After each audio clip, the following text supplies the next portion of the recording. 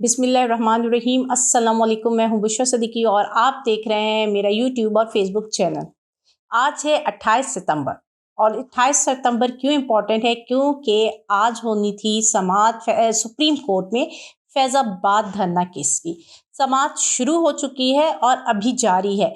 तो आखिर में क्या फ़ैसला आता है वो हम बाद में बताएंगे, लेकिन अभी समाअत में जो कि काज़ी फ़ाइज़ ईसा ने अहम रिमार्क्स दिए हैं वो मैं आपको बताती चलूँ और साथ में ये भी बताती चलूँ कि आईबी, पैमरा और वफाक ने ये अपीलें वापस, ये दरख्वास्तें वापस ले ली हैं।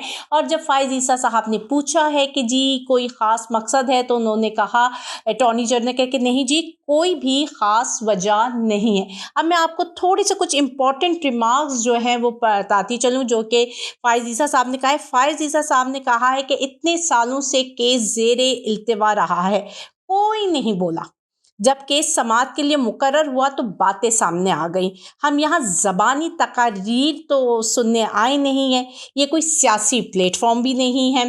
फिर इसके बाद वो कहते हैं कि हर अदारे को तबाह ना किया जाए, इदारों को अपना अपना काम करने दिया जाए। इसके अलावा उन्होंने कहना है कि अगर किसी ने भी कुछ कहना है तो वो अदालत में आकर कहे।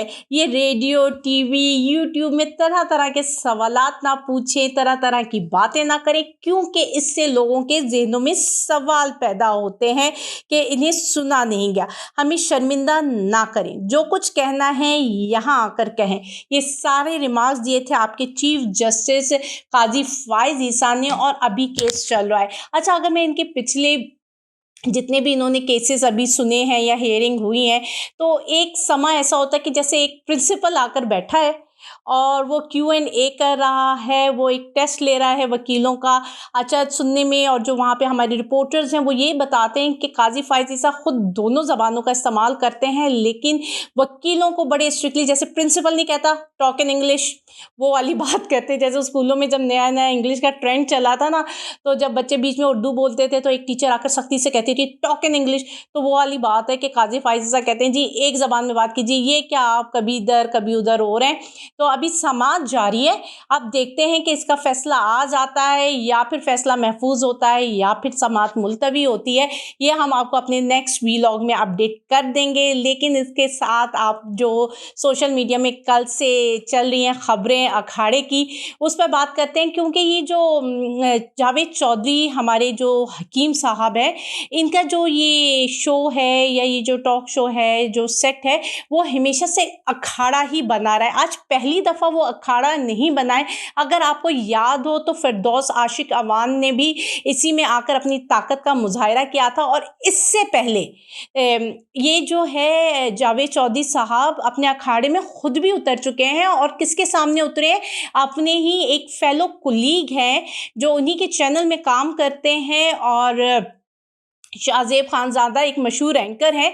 तो वो अपनी ताकत का मुज़ाहिरा उनके सामने कर चुके हैं, उनके साथ दो दो हाथ कर चुके हैं। तो शुरुआत उन्होंने खुद ही की थी अपने सेट को अखाड़ा, अपनी जो हकीमी दवाखाना होता है उसको अखाड़ा बनाने की। और ये रीत रवायत चलती आ रही है, क्योंकि आप देखेंगे जितने भी जो लड़ाई झगड़े, जो हाथम पाई हुई है, वो सब कुछ ज़्यादातर जावेद चौधरी के शो में ही हुई है। और शायद इसकी शुरुआत उन्होंने खुद की थी। और मुझे लगता है कि जावेद चौधरी साहब को जो है शौक है तरह तरह के प्रोफेशन में आने का। पहले सहाफ़ी, तज्ज़िया निगार, फिर कॉमेडियन, फिर नीम हकीम, और अब जी वो अखाड़े वाला भी काम कर रहे हैं। उन्होंने अपना अखाड़ा भी बनाया हुआ है कम टॉक शो। इसके अलावा रही बात शेर अफजल के एक्ट पर, अगर हम बात करें तो देखें लड़ाई दोनों तरफ से हुई।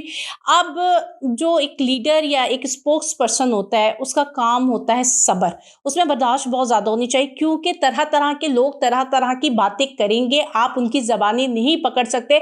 और कुछ लोग तो ख़ास करके ऐसी बातें करते हैं कि आपको इश्तियाल लाए और आपसे कोई गलत बात बुलवाई जा सके या गलत हरकत करवाई जा सके।